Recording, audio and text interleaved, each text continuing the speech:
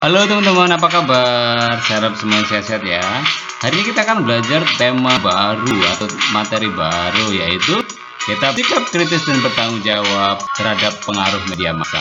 Nah, sebelum mulai pembelajaran, saya ingatkan kita untuk selalu menjaga kesehatan kita, istirahat yang cukup, makan makanan bergizi, jangan lupa memakai masker ya. Kalau ada di tempat umum silakan jaga jarak. Kemudian juga kita harus membangun kesehatan tubuh kita dengan juga berolahraga. Nah, teman-teman belum menekan tombol subscribe, silakan tekan tombol subscribe dulu supaya kita tidak tertinggal pelajaran selanjutnya. Nah, teman-teman, kita hari ini mengawali pembelajaran kita dengan doa. Silakan kita siapkan hati, kita hendak berdoa. Marilah kita berdoa dalam nama Bapa dan Putra dan Roh Kudus. Amin. Ya Allah, puji dan syukur kami haturkan hanya padamu.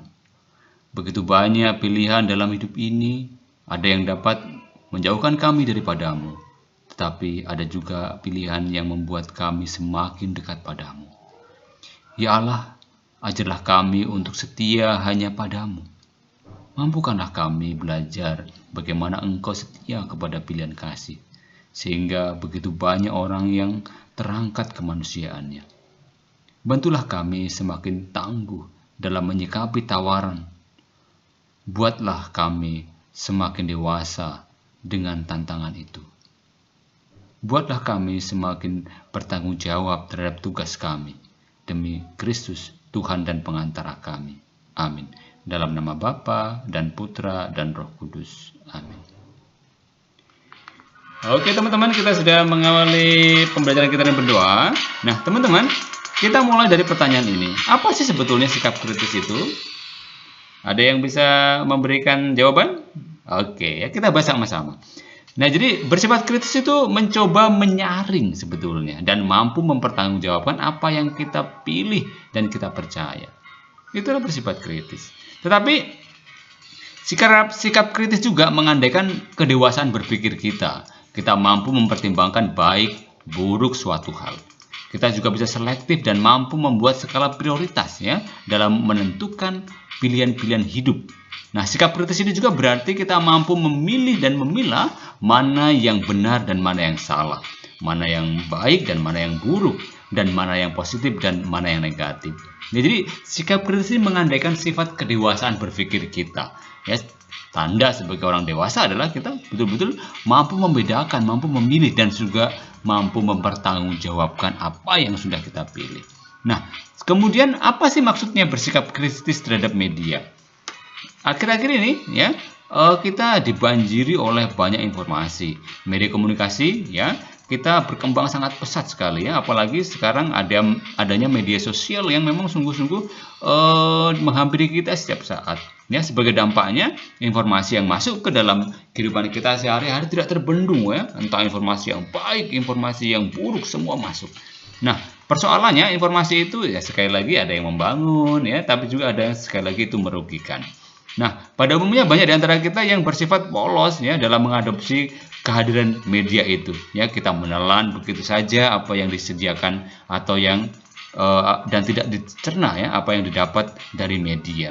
Maka penting sekali lagi bagi kita, apalagi kita generasi muda ya yang masih bersemangat ya, yang masih sangat menggunakan perangkat gadget ya, entah itu HP, entah itu laptop, untuk bersikap kritis ya dalam memilih media dan mampu mengolahnya menjadi nutrisi untuk meningkatkan kehidupan atau kualitas hidup kita. Nah, kita dituntut sekali lagi untuk bersikap kritis ya atas segala tawaran yang ada dan informasi yang diperoleh, entah itu media sosial, cetak ya, media elektronik yang lain ya, supaya apa? Supaya kita betul-betul ya menjadikan media itu sebagai sarana sekali lagi memberikan nutrisi, memberikan asupan yang baik untuk kualitas hidup kita.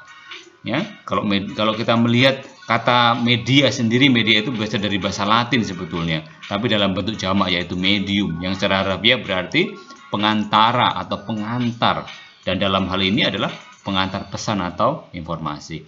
Maka teman-teman, kita sekarang sedang mengalami yang namanya revolusi informasi, perubahan yang sangat cepat tentang informasi itu. Karena itu ya berbagai kemajuan teknologi media, entah itu media cetak, elektronik ya, termasuk media sosial ya, ada Facebook, Instagram, Twitter, WhatsApp, Telegram, dan lain-lain sebagainya itu Kita terus terang kita akan dibanjiri oleh arus informasi yang melimpah ruah dan tidak henti, hampir tanpa saringan. Maka betul-betul kita diberi kesempatan untuk betul-betul bersikap dewasa, memilih dan memilah mana yang baik, mana yang tidak, mana yang benar, mana yang salah. Jadi tidak hanya informasi kita telan mentah-mentah, kita dapat informasi kemudian kita teruskan ke yang lain sehingga nanti menjadi berita hoax atau berita tidak benar yang tersebar. Nah, ini yang membahayakan bagi kita. Maka bersikap kritis seperti ini, ya, apalagi informasi-informasi yang kita dapat dari grup-grup WhatsApp misalnya atau grup-grup di Facebook misalnya, kita belum dibaca tapi sudah kita teruskan tanpa kita verifikasi, tanpa kita klarifikasi dulu. Nah, ini yang menjadi tugas kita sebetulnya sekali lagi sebagai generasi penerus bangsa yang betul-betul peduli terhadap terhadap nilai-nilai kebenaran itu. Jadi kita klarifikasi informasi itu, kemudian kita telah itu, kemudian baru kalau benar kita boleh juga teruskan, kita sebarkan. Tapi kalau tidak, stop, ya, hapus berita itu, ya, teman-teman. Sekali lagi informasi itu ya dapat berupa informasi yang baik dan membangun, tapi juga informasi yang dapat merusak. Ya, itu yang harus kita hindarkan. Jadi kita saring itu, kita bersikap kritis ya sekali lagi terhadap apa yang kita dapat, informasi apa melalui media-media yang ada sekarang ini. Nah, teman-teman, apa yang diajarkan gereja? Nah, gereja itu memiliki sebuah dokumen ya, dekret yang berjudul Inter Verifica ya tentang komunikasi sosial. Nah, pada artikel ke-9 menegaskan kewajiban khusus mengikat semua penerima, yakni para pembaca, pemirsa, dan pendengar yang atas pilihan pribadi dan bebas menampung informasi-informasi yang disiarkan oleh media itu. Sebab cara memilih yang tepat meminta supaya mereka mendukung sepenuhnya segala sesuatu yang menampilkan nilai keutamaan dan pengetahuan. Nah, sebaliknya, hendaknya mereka menghindari apa saja yang bagi diri mereka sendiri menyebabkan atau memungkinkan tumbuhnya kerugian rohani atau yang dapat membahayakan sesama karena contoh yang buruk. Kebanyakan terjadi dengan membayar iuran kepada para penyelenggara dan memanfaatkan media itu karena alasan-alasan ekonomi semata-mata.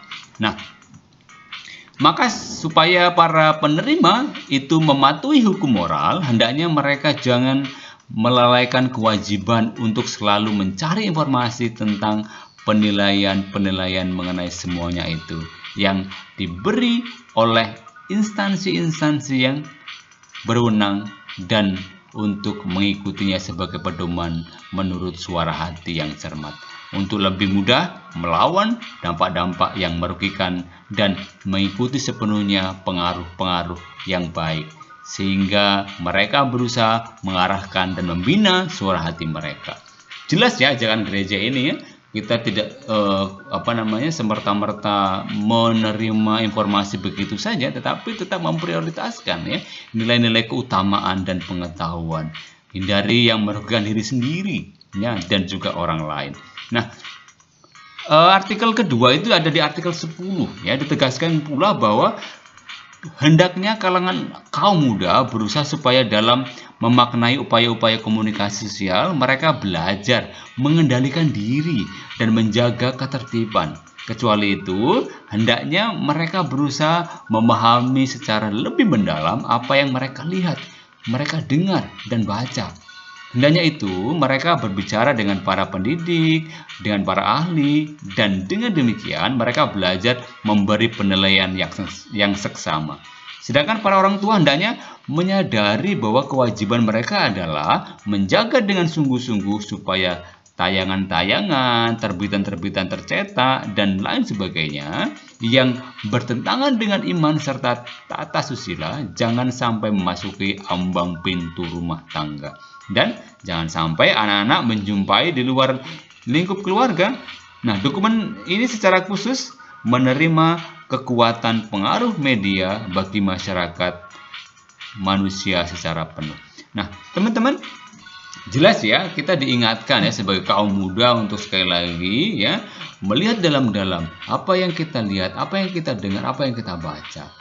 Ya, dan kita memang harus berkonsultasi lah kepada para pendidik kita, para guru, ya, terus orang tua kita dan para ahli yang lain supaya justifikasi kita atau penilaian kita betul-betul dapat kita pertanggungjawabkan atas kebenaran informasi itu. Nah, teman-teman, itulah yang diajarkan gereja ya dari dokumen atau dekrit tentang komunikasi sosial melalui intermerifika ini ya. Jadi gereja betul-betul ingin mengarahkan kita semua untuk betul-betul menerima informasi, menerima berita itu dengan sebaik-baiknya. Jangan sampai berita itu menjerumus kita, merugikan kita ya, bahkan nanti sampai merugikan orang lain. Nah, teman-teman terkasih, apa sih pengaruh positif dari teknologi media itu? Nah, tentu teknologi media mendekatkan manusia yang satu dengan manusia yang lain.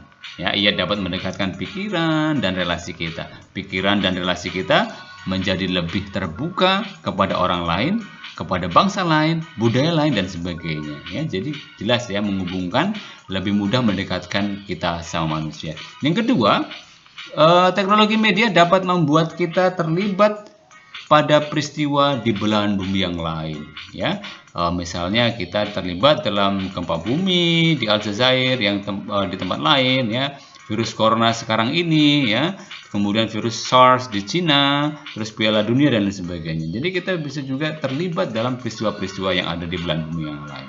Kemudian yang ketiga, teknologi media menjanjikan mutu dan pola pemberitaan yang semakin menarik. Ini keuntungannya. Jadi pemberitaan lewat satelit misalnya dan jaringan internet yang semakin semarak ya, semakin banyak, semakin mudah.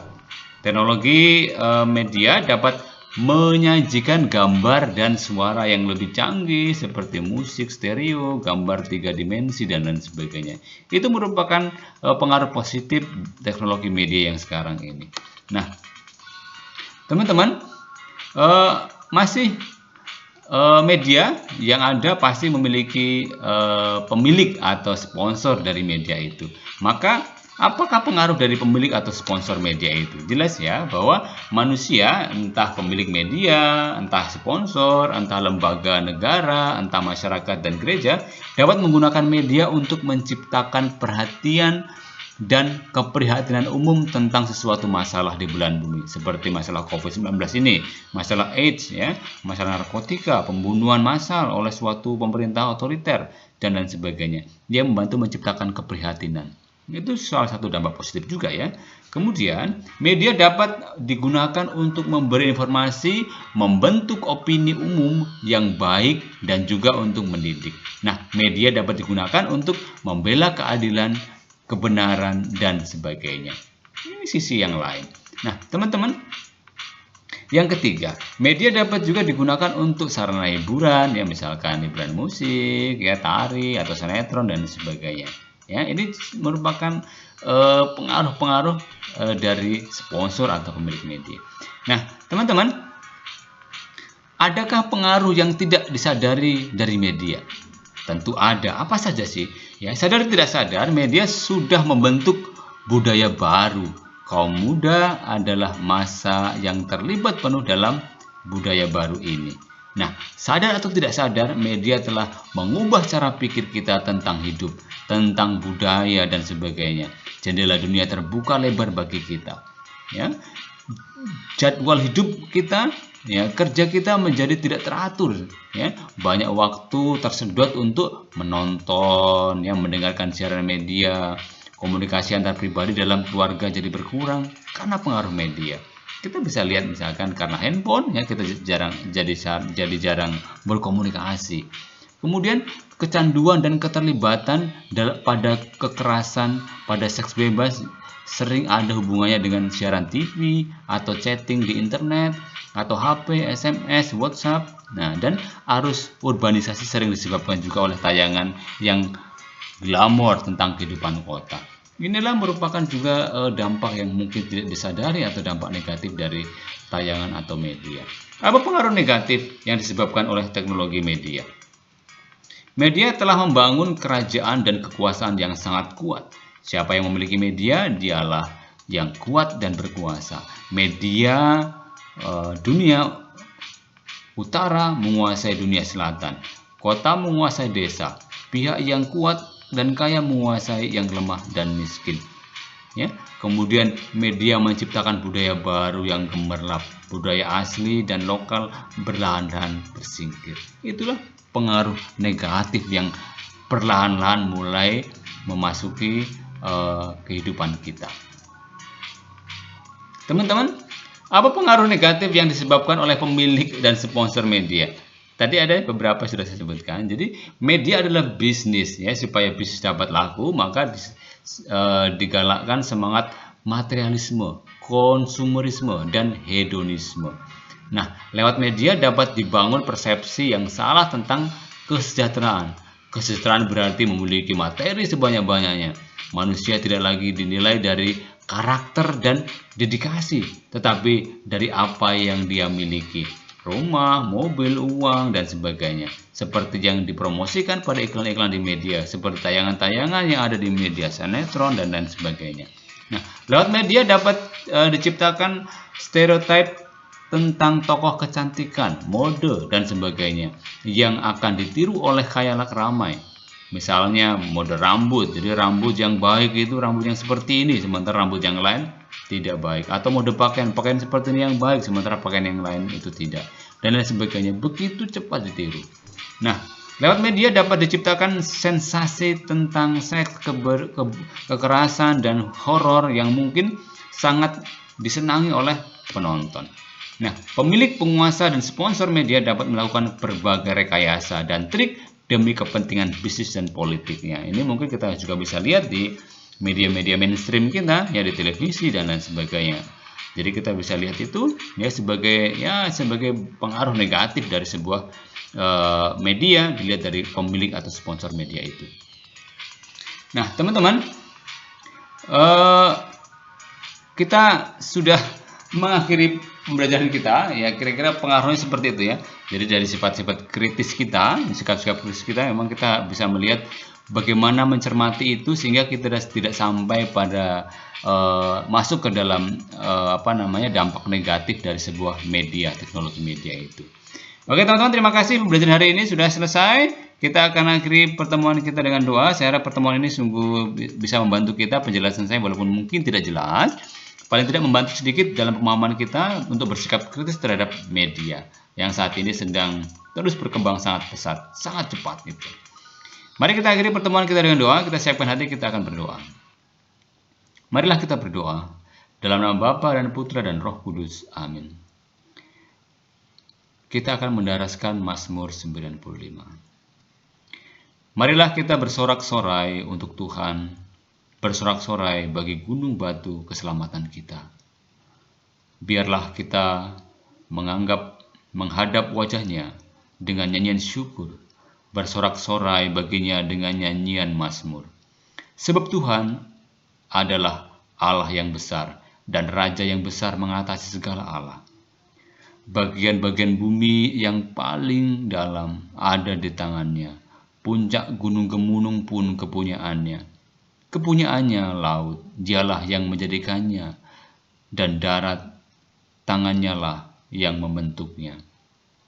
Masuklah, marilah kita sujud menyembah, berlutut di hadapan Tuhan yang menjadikan kita. Sebab dialah Allah kita, dan kitalah umat gembalaannya, dan kawanan domba tuntunan tangannya. Pada hari ini sekiranya kamu mendengar suaranya,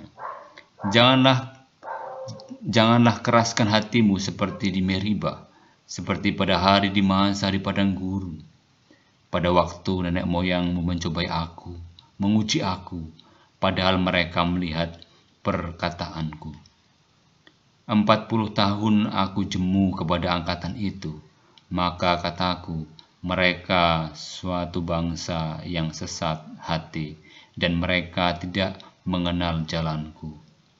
Sebab itu, aku bersumpah dalam murkaku, mereka tak akan masuk ke tempat perhentianku.